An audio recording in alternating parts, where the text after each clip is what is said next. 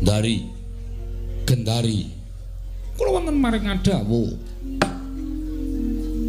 kedaton kaya ketaman Prahara nganti kabeh para nayaka ora ana ingkang padha wani sumambung rembug tidhem nanging elok sailanging prahara lha kok dadi ana gandha arum kaya gandaning Garu Rasamala ingkang amrik mangambar iki sapa sing rawuh apa Jawata sing tedhak ana negara Ngastina apa Nayaka apa Prabrahmana pendhita sapa dari nyuwun mangapunten ingkang kemareng Suwangersa Maduka Kakang Adipati mboten sanes kejawi namung nyuwun mangapunten menika ngados dene putra Maduka lho kok sik anakku sapa sing teka yen sing teka Dursasana kae ambune ora wangi ngene iki ning ambune mesti bertamak.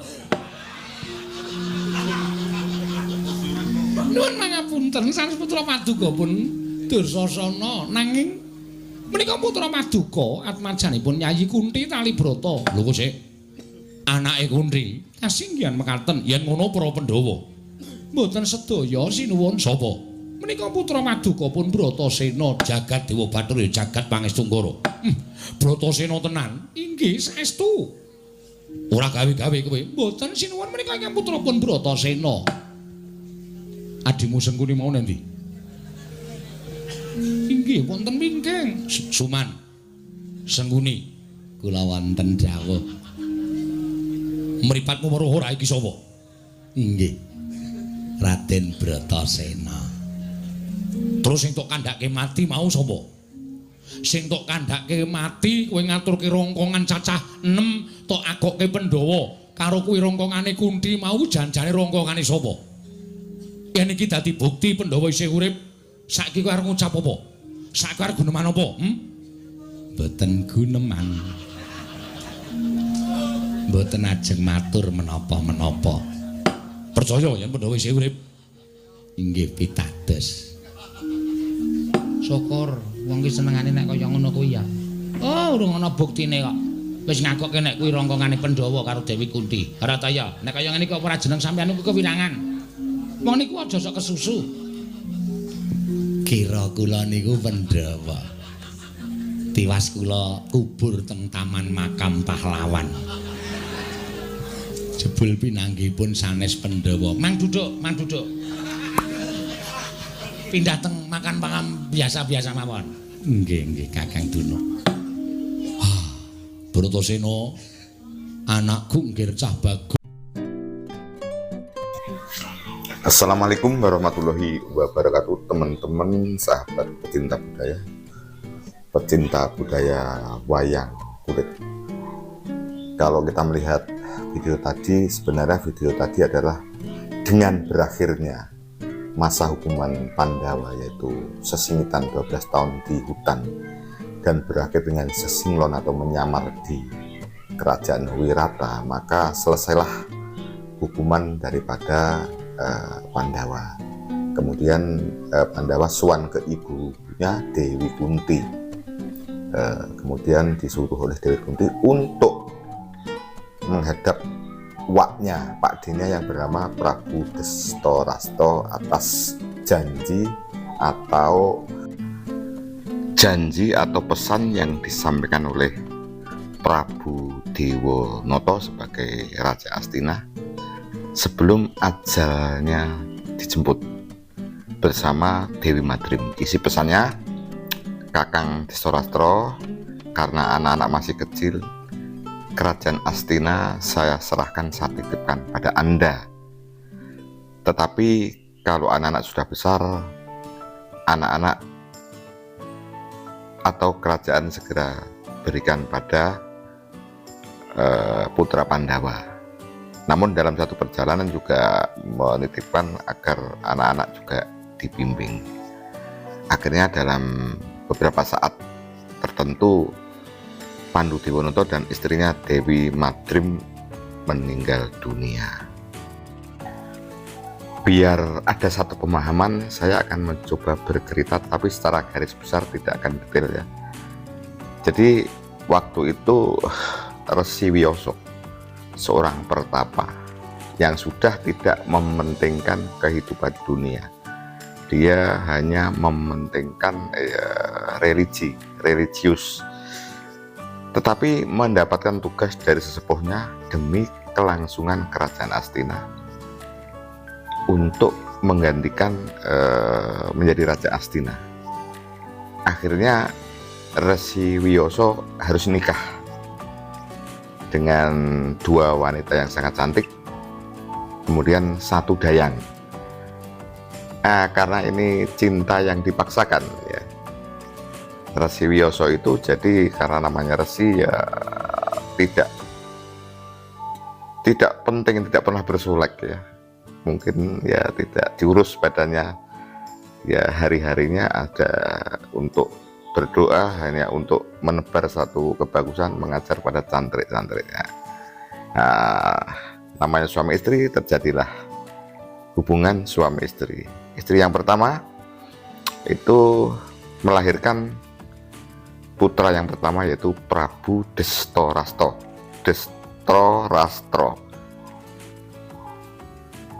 Dalam cerita, kenapa Destorastro itu buta? Ya itu teman-teman. Jadi sarsmi atau hubungan suami istri yang tidak ikhlas. Istri yang pertama tadi dikala sarsmi dengan Wiyasa itu memejamkan mata. Ya begitu ya, akhirnya lahirlah Destorastro yang buta. Kemudian istri yang kedua juga demikian, karena kaget jadi bercinta yang ya mungkin menurutnya Wiyasa tidak tampan ya, tidak sebanding dengan kecantikannya. Dengan perasaan terpaksa dan takut, akhirnya lahirlah Pandu Dewanata. Sebenarnya ganteng, Prabu Dewanata ganteng, tapi hanya terkesan pucat dan tengler. Karena ya, dalam saresmi itu istrinya tuh sering memalingkan, jadi tidak bertatapan wajah, akhirnya putranya tengler. Kemudian cerita yang ketiga, salah satu dayang yang mendapat tugas juga dalam bercinta itu ya juga hanya setengah hati. Akhirnya kakinya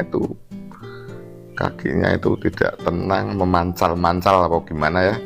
Akhirnya lahirlah Yomo Widoro yang kakinya cacat, dingklang, pincang. Begitu teman-teman, jadi seperti itu kisah pertama daripada putra daripada Resi Wiyasa. Kemudian dalam perjalanan berikutnya, dalam pertimbangan tertentu, karena di antara tiga putranya tadi, antara Destorastro, Pandu Dewanata, dan Romo Widuro, Pandu adalah yang paling tampan, yang paling cakap, dan paling memenuhi syarat. Akhirnya Pandu dinobatkan menjadi Raja Astinapura. Menjadi Raja Astinapura.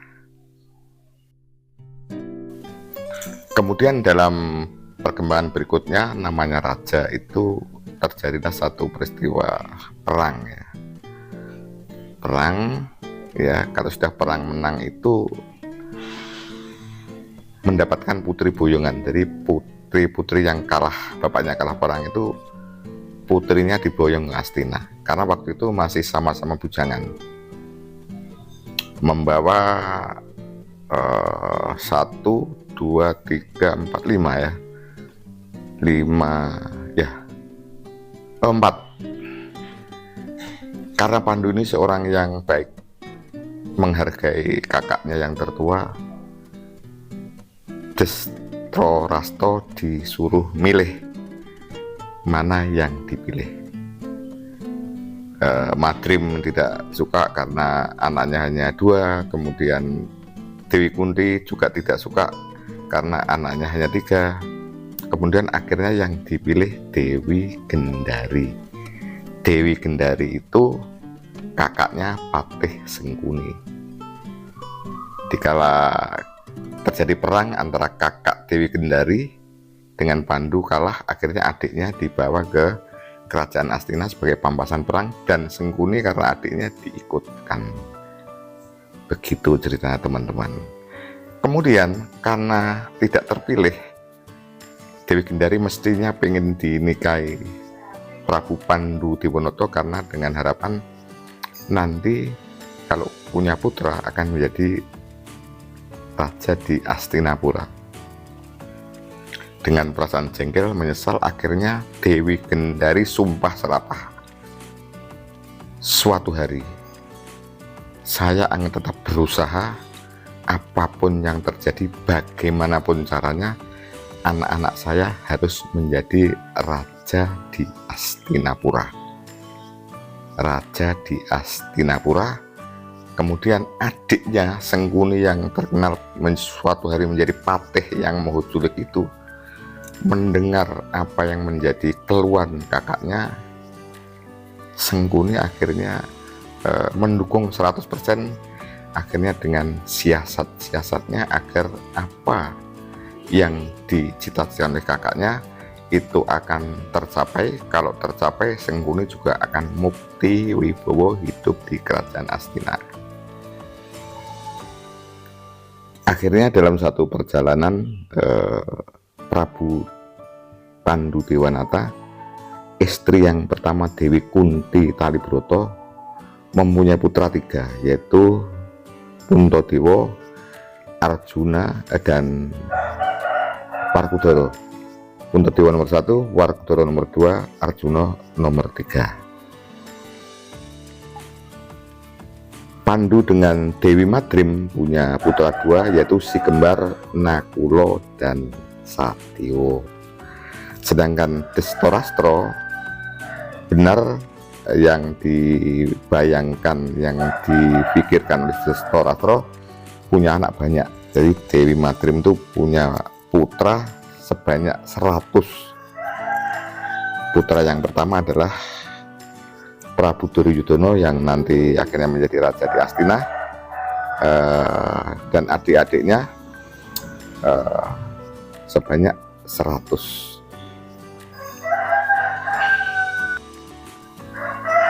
Anak-anak masih masa anak-anak, belum dewasa, terjadilah tragedi. Pandu Dewanata dan Dewi Madrim sakit, meninggal dunia. Sebelum meninggal dunia berpesan tadi kepada Prabu Destorastro untuk titip negara. Inilah awal kisah Sengkuni Sang Moho Julik memainkan peranannya.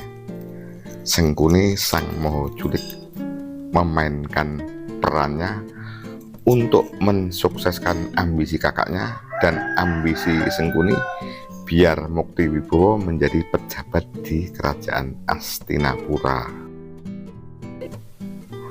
Selain banyak peristiwa-peristiwa siasat-siasat dari Patih Sengkuni, siasat yang paling jitu adalah diadakan sesukan dadu atau main dadu antara Pandawa dan Kurawa. Tentunya Sengkuni sudah membuat siasat licik ya, bagaimana agar Kurawa menang. Terjadilah permainan dadu, sesukan dadu, sampai-sampai yang terakhir negara diserahkan pada Kurawa, karena itu kan sudah menginjak dewasa ya, tidak bisa diberikan.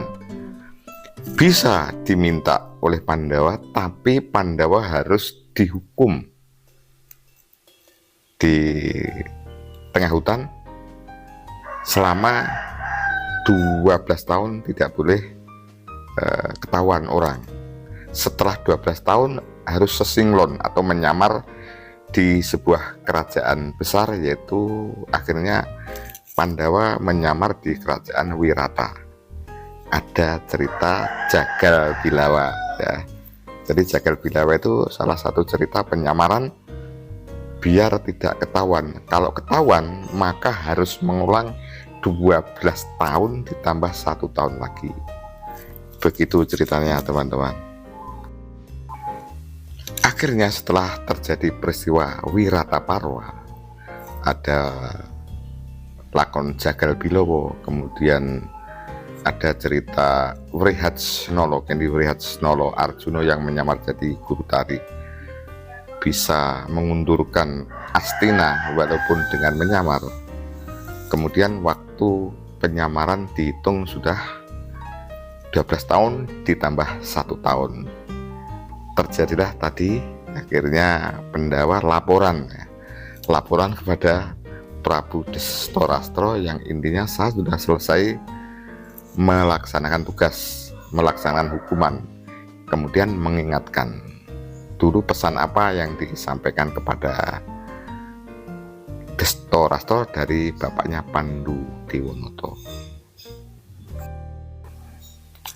Kemudian teman-teman, sebelum Werkudara itu lapor kepada Prabu Destorastro menjelang akhir-akhir masa hukuman, jadi hampir 13 tahun, Patih Sengkuni memainkan peran. Dia mulai membuat manuver bahwa ditemukan mayat yang sudah menjadi tulang belulang, dan itu dinyatakan setelah diteliti itu adalah mayat Pandawa. Siasat Sengkuni itu manjur. Jadi walaupun ditentang oleh banyak orang, namanya Sengkuni sang moho julik, Prabu Destorastro mengakui. Dengan begitu Destorastro sudah merasa tidak ada harapan bahwa Pendawa akan kembali karena sudah meninggal dunia dan sudah dikubur. Segera dinobatkanlah Kurupati atau Prabu Duryudono menjadi resmi Raja Muda di Astinapura, seperti yang terjadi pada cerita ini ya. Maka dikala Pandawa mengingatkan, meskipun hukuman sudah selesai dengan peristiwa yang diolah oleh Patih Sengkuni tadi, akhirnya dengan terpaksa, dengan berbagai muslihat, Pandawa sudah tidak bisa lagi menduduki kerajaan Astina, karena kerajaan Astina sudah diserahkan pada Kurupati. Walaupun itu melanggar undang-undang atau sekarang melanggar konstitusi, begitu ya teman-teman. Sebenarnya Werkudara sebagai duta dari Pandawa menyadari, ya sudahlah kalau memang seperti itu, kerajaan Astina biar dimiliki oleh Prabu Duryudono saja. Tetapi menjelang detik berakhirnya hukuman daripada Pandawa tadi, sudah ada semacam rapat kabinet, hal-hal yang mungkin terjadi. Ada satu pilihan, satu opsi. Nah, tadi akhirnya Destorastro memerintahkan, kamu jangan pulang ke pertapaan eyangmu di